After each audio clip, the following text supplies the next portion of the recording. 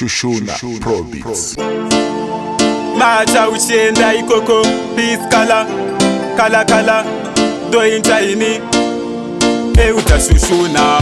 asijenara useizvi chidaro waunoti ndiye wako ziyanokuchemezawo futa nokutakudza mutoro rudo rwakadaro rune chimero skyline seizvi chidaro waunoti ndiye wako ziyanokuchemezawo futa nokutakudza mutoro rudo rwakadaro rune chimero ingawane ntaimoda nyangwe rudo rwangu ntaimupa taka ndatoudza mamakumba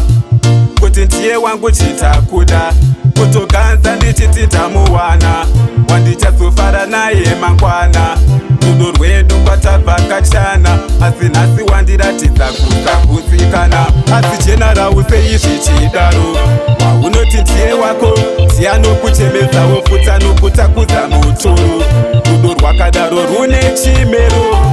skyline seizvi chidaro waunoti ndiye wako ziyanokuchemezawo futa nokutakudza mutoro rudo rwakadaro rune chimero dai wakangonditi unokuntikana ndisina kuzombobvira tazimbisana kwete kuda kuzomakisana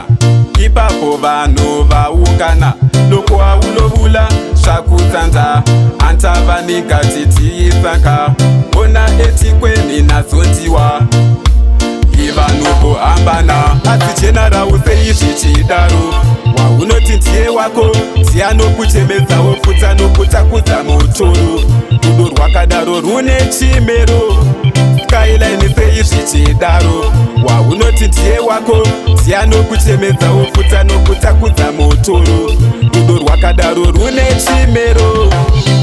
ingawane ntaimoda nyangwe rudo rwangu ntaimupa taka ndatoudza mamakumba kuti ndiye wangu chitakuda kutoganza ndichiti ndamuwana wandichazofara naye mangwana rudo rwedu kwatabvakachana asi nhasi wandiratidza kusagutsikana asi jenarau seizvi chidaro waunoti ndiye wako ziyanokuchemezawo futa nokutakudza mutoro rudo rwakadaro rune chimero